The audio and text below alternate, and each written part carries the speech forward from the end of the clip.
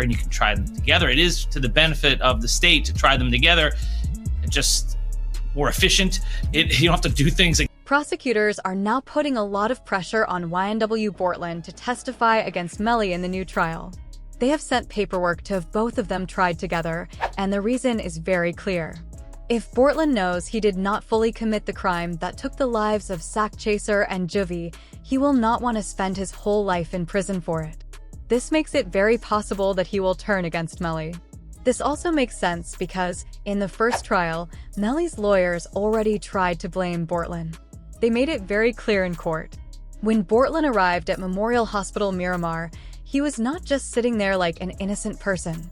He was in the driver's seat of a car full of bullet holes, and inside that car were the bodies of Juvie and Sack Chaser. When he arrived, he had already changed his clothes. The shirt he had before tested positive for gunshot residue. His hands also had gunpowder on them, which showed that he had fired a gun. On top of that, he lied. He lied about where the shooting happened. He lied about how it happened. He even lied about having a phone. One of the prosecutors, Miss Bradley, said in court that everyone carries a phone these days, but Bortlen had no phone in his pocket? That was strange. From the very beginning, Bortlen has been the one lying to the police. He is the one who had gunpowder on his hands, and he was the one with Juvie and Sack Chaser in their final moments. A forensic expert confirmed in the first trial that the gunpowder on his hands matched someone who had fired a weapon. His right hand had two-component particles, and his left hand had one particle of gunpowder along with another two-component particle. In simple words, there was clear proof that Bortlen had fired a gun. Bortlen was very uncomfortable when this came up in court, but he was lucky because Melly's first trial ended in a mistrial. Now, with a new trial coming, prosecutors are making their next move.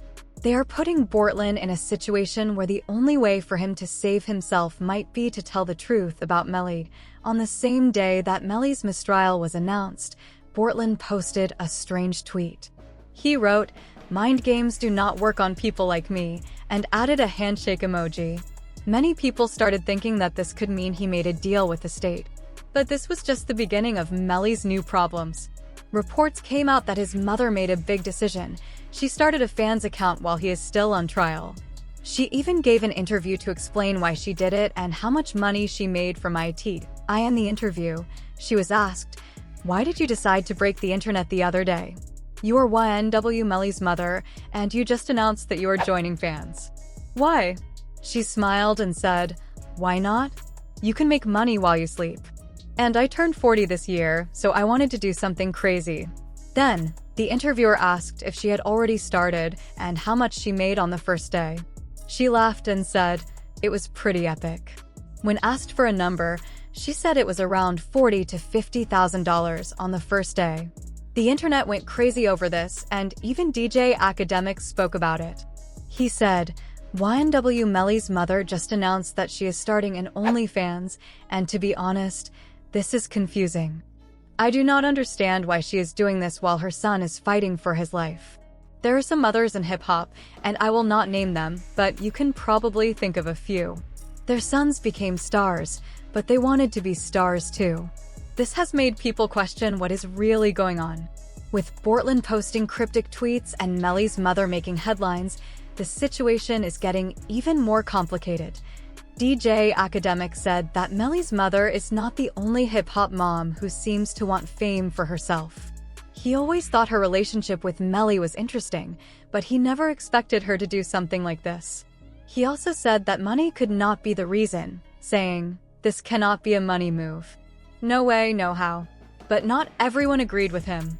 Social media users pointed out an interview on No Jumper where Melly's mother, Jamie, and his younger brother, B Slime, talked about how much money Melly has spent on lawyers. In the interview, Adam asked about the cost, and while Jamie sat back and laughed, B Slime had a serious answer. He said Melly wasted money on the wrong things. B Slime said, "I would assume he spent a lot of money on lawyers, right? Like, a crazy amount?" Then, he added, "That kid spent a lot of money on things he should not have." Like, really? Adam asked, like what? B Slime answered, "Cars. Jewelry. and he is not even out to wear the jewelry. I am like, why are you buying jewelry when you are not even here to wear it? He admitted that lawyers were the best thing Melly could spend money on, but he felt a lot of it went to the wrong places. Bro, he is fine when it comes to lawyers. Money is not a problem there. But there was a lot of money that should have gone to his legal team, and it did not. And now he does not even care about the jewelry anymore. Looking at it from Melly's mother's side, she has been through a lot. Maybe she started her fans account just to take her mind off the trial. There have been many moments during the case where Melly had to ask if Melly's money problems are only getting worse, and now his ex-girlfriend, Mariah Hamilton, is back in the United States. Reports say she was released from a detention facility after Judge Fye ordered her release on February 7th. This was a big moment because it was the first time Melly and Mariah had seen each other in person since he turned himself into the sheriff's office in February 2019. Melly sat in the courtroom, but the moment he saw Mariah, his face lit up. He smiled a lot, even though he tried not to look at her too much. People inside the courtroom said they even saw tears in his eyes when she was finally released. After she was free, Mariah posted a message online. She wrote, "And to my village, thank you. I love you all so much. God's plan, not mine." She also made it clear that she did not like how the local news was showing everything from the courtroom. Mariah spent her first day at Broward County Jail. Before this, she had never been arrested. But when she landed at Miami International Airport on an international flight, U.S. Border Patrol agents arrested her. Court records show that Mariah was supposed to testify in Melly's first trial in 2023. Now, after being locked up, she has no plans of going back to jail. The feds already believe she knows something about what really happened the night Sack Chaser and Juvie lost their lives. So, to stay out of jail, she agreed to testify against Melly in the new trial. The feds have already searched through her iCloud, and what they found might change everything. The feds found something suspicious between Melly and Mariah. They believe he tried to stop her from testifying in his first trial. Because of this, Melly is now facing witness tampering charges. These charges are very serious. Even if he is found innocent in the case of Sack Chaser and Juvie, he could still spend life in prison just for tampering with a witness. Prosecutors have now filed 6 new charges against Melly and 2 other people they believe helped him. These charges include, some of these charges come with a life sentence if he is found guilty. Since this is a separate case, it also means more lawyer fees for Melly. But this makes people wonder, how does Mariah know anything about the crime? It turns out she allegedly had a phone call with Melly right when everything happened, which makes her testimony very important. Juvie's father also started looking into Mariah's role in all of this. He says Melly was tampering with her while in jail by using secret code words to communicate. Melly could not use the phone, so he passed notes to people. Then, those people called someone else, and that person passed the message along. They were doing everything they could to cover things up or stop people from testifying, including Mariah and her mother. One of the code words they used was Rihanna. They were actually talking about A$AP Rocky's baby mother, but it was just a hidden way to talk about Mariah without saying her real name. Because of these witness tampering claims, the jail has now put even more restrictions on Melly. Since the jail believes Melly tried to tamper with witnesses, they have completely taken away his right to communicate. For months, he has not been allowed to use the jail phones or send and receive mail. Melly's mother, Jamie King, is very upset about this. She spoke in an interview, saying it is not fair how they are treating her son. "My son has not been found guilty of anything. Even other inmates who have been convicted of crimes still have the right to use a phone. They can write letters to their loved ones and receive mail. But Melly? They hold his mail and do not even give it to him. The jail would not take away these rights without proof." This makes people believe they have recordings of Melly trying to tamper with witnesses over the jail phone. But for Melly's mother, this does not change the pain she feels. She continued in the interview, explaining how heartbroken she is. She feels helpless, knowing her son is not being treated fairly. "When I saw Melly's statement saying he was hurt and scared for his life as a mother, it broke my heart. I feel completely helpless. The Broward Sheriff's Office needs to be investigated. They are making up their own rules. We even tried to go to court about this, but the judge does not have control over the jail. We had a hearing about how they are treating him, but the jail does whatever they want. And that is not fair because they should have to answer to someone too. Her words quickly caught attention on social media. Some people agreed with her, while others said Melly is only facing the consequences of his own actions. Even Charleston White decided to share his opinion on the situation. Charleston White made it very clear that he does not feel sorry for Melly. He believes Melly should not get any special treatment in jail and should deal with the consequences of his actions. I am so happy he is in jail suffering. When you take a life, you do not have the right to complain. You made the choice, so now you must live with it. His words started a big reaction online, and even Boozy spoke about it. But instead of talking about Melly, Boozy focused on the pain his mother is going through. I met his mother while he was locked up. She is real, bro. She is stressed out. I heard she has been going through a lot. She is a good woman. When I see mothers dealing with this, it reminds me of what my own mother went through. While all of this is happening, Melly's lawyers are still fighting in court. They are arguing that there is no real evidence proving he did anything. One of their strongest points is that no weapon was ever found. There was no gun recovered from the crime scene, so we cannot even run tests. Without the weapon, we cannot know for sure what was used or how it happened. They also showed GPS evidence to prove Melly was not at the crime scene when it happened. They shared messages he sent to his girlfriend, saying he was running down the street at the time of the shooting. The messages show Melly texting his girlfriend, saying someone had just shot at the car. He was asking her where he was and telling her that a car was coming toward him. His lawyers are using this to create doubt, but with so many accusations against him, Melly's fight for freedom is only getting harder. Melly's text messages during the crime were brought up in court as his lawyers tried to prove his innocence. In the messages, Melly seemed scared and confused. There is someone behind me. They are hiding. I think they are still out here. His girlfriend asked if he was okay, and he responded, I am okay. She then asked about Sockchaser and Juvie, but Melly did not seem sure. I do not know. I think they are still in the car. However, this was not enough to get Melly out of jail.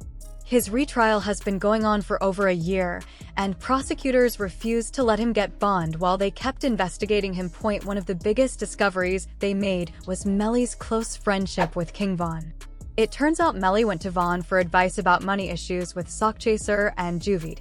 A former O-Block member shared details about this conversation. Did Von really tell you that Melly did something to his two friends? He did not say it directly, but you know when people say something without saying it? He told me enough.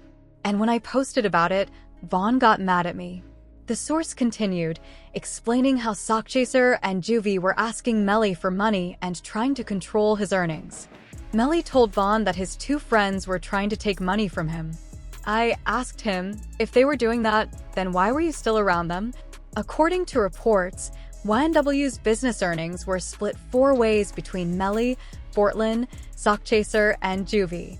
But the real problem was that only Melly and Bortlen were actually doing the work, performing, making music, and bringing in money. Meanwhile, Sockchaser and Juvie were just collecting their share. This money issue may have played a role in what happened next, but only the trial will reveal the full truth.